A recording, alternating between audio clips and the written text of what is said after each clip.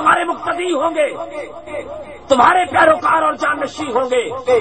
ثم جاءکم رسول، پھر اگر آئے تمہارے اندر رسول، پھر اس وقت تمہارے درمیان اگر میرا رسول آ جائے، نبیوں میرے ساتھ وعدہ کرو، لَتُؤْمِنُنَّ بِهِ وَلَتَنْصُرُنَّ،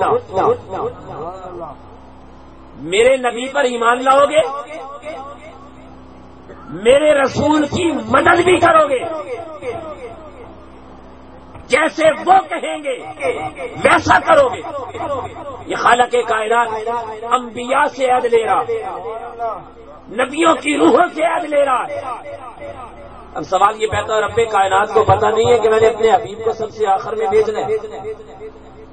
میرا حبیب تو سب سے آخر میں آئے گا، سارے نبیوں کا دور نبوت ختم ہو چکا ہوگا، آخری نبی میرا رسول ہوگا. پھر نبیوں سے عہد کیوں لے رہا ہے؟ پھر مقام ارواح پہ یہ جلسہ کیوں منعقد کر رہا ہے؟ 1,24,000 روحوں کو اکٹھا کر کے خود خطبہ کیوں ارشاد فرما رہا ہے؟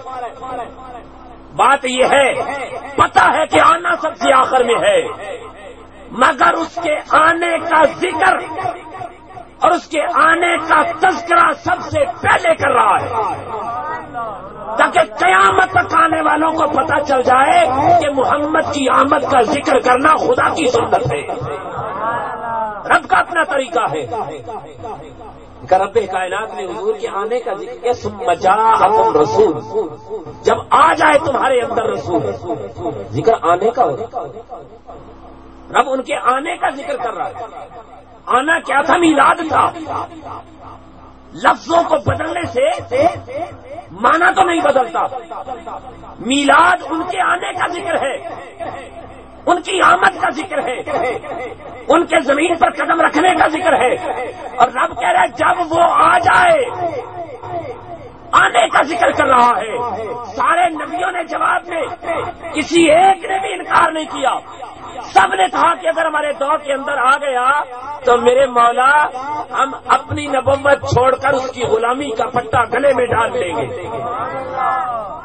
اور اگر نبی کہیں جب وہ آئے گا، جب وہ آئے گا اس کے غلام بن جائیں گے.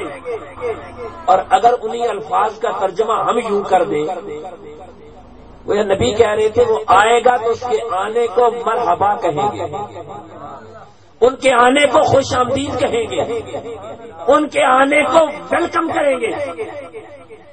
نبی آنے کو خوش آمدید کہتے ہیں، مرحبا کہتے ہیں. ارے ہم بھی تو یہی کہتے ہیں، سرکار کی آمد مرحبا. ہم بھی تو یہی کہتے ہیں، آقا کی آمد مرحبا، سرکار کی آمد مرحبا. ہم بھی مرحبا کے تذکرے کر رہے ہیں. رب کائنات نے مقام ارواح میں نبیوں سے گویا یہ کہلوایا تھا کہ مقام ارواح میں کہہ دو مولا تیرے رسول کی آمد مرحبا، تیرے یار کی آمد مرحبا، تیرے حبیب کی آمد مرحبا. پھر سارے رسول اپنے اخبار میں تذکرہ کرتے رہے. ابھی موسیٰ علیہ السلام نے نہیں کیا ان کے آنے کا؟ اور یہ تمنا نہیں کہ کاش وہ آ جائے، وہ آ جائیں میں ان کا غلام بن جاؤں. حتیٰ کہ جناب موسیٰ علیہ السلام نے تو یوں تک کہا کہ مولا ان کو کوئی امتی دکھا دے، مجھے دکھا میرے محمد کی امتی کیسے ہوں گے. تو کہتے ہیں کہ حضرت امام غزالی کی روح کو پیش کیا گیا تھا. حضرت امام غزالی کی روح آئی اور امام غزالی نے آ کر کہا السلام علیکم ورحمۃ اللہ وبرکاتہ. جواب دیا. موسیٰ علیہ السلام نے کہا اتنی لمبی بات کرنے کی کیا ضرورت؟ تب نے کہا موسیٰ آپ سے جب رب نے پوچھا تھا آپ کے ہاتھ میں کیا ہے تو آپ کو لمبی بات کرنے کی کیا ضرورت تھی؟ کہہ دیتے میرے ہاتھ میں ڈنڈا ہے. آپ نے کیوں کہا کہ میرے ہاتھ میں آسا ہے، میں اس سے بکریوں کے لیے پتے بھی جھاڑ لیتا ہوں، میں اس سے ٹیک لگا کر کام بھی کرتا ہوں، میں اس سے کوئی جانور آ جائے اس سے مار بھی لیتا ہوں، میں اس سے سانپ بنا لیتا ہوں. اتنی طویل بات کرنے کی کیا ضرورت تھی؟ تو کہا واقعی محمد کی امتی کتنے عظیم ہوں گے. اور جناب سیدنا عیسیٰ علیہ السلام نے، عیسیٰ علیہ السلام جو سب سے نبیوں سے آخر میں آئے، آپ نے آ کے اپنی امت کو اکٹھا کیا. اب قرآن نے پہلا تذکرہ وہ کیا حضور کے آنے کا، اور پھر آخری نبی کا ذکر کیا. قرآن مجید میں آخری نبی کا ذکر واضح کیا کہ جناب عیسیٰ علیہ السلام نے آ کے اپنے حواریوں کو اکٹھا کیا، اپنی امتیوں کو اکٹھا کیا اور خطبہ ارشاد فرمایا.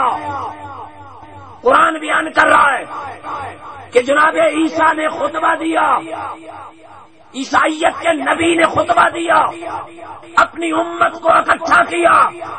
میں نے کہا امت کو اکٹھا کس لیے کیا تھا؟ رب کی توحید سنانے کا تذکرہ نہیں قرآن نے کیا، یا دین کے مسائل فقط بیان کرنے کے لیے نہیں کیا. قرآن نے کہا اپنی امت کو اکٹھا کر کے برسر منبر خطبہ دیا جناب عیسیٰ علیہ السلام نے، اور فرمایا مبشرن، لوگوں میں تمہیں خوشخبری سناتا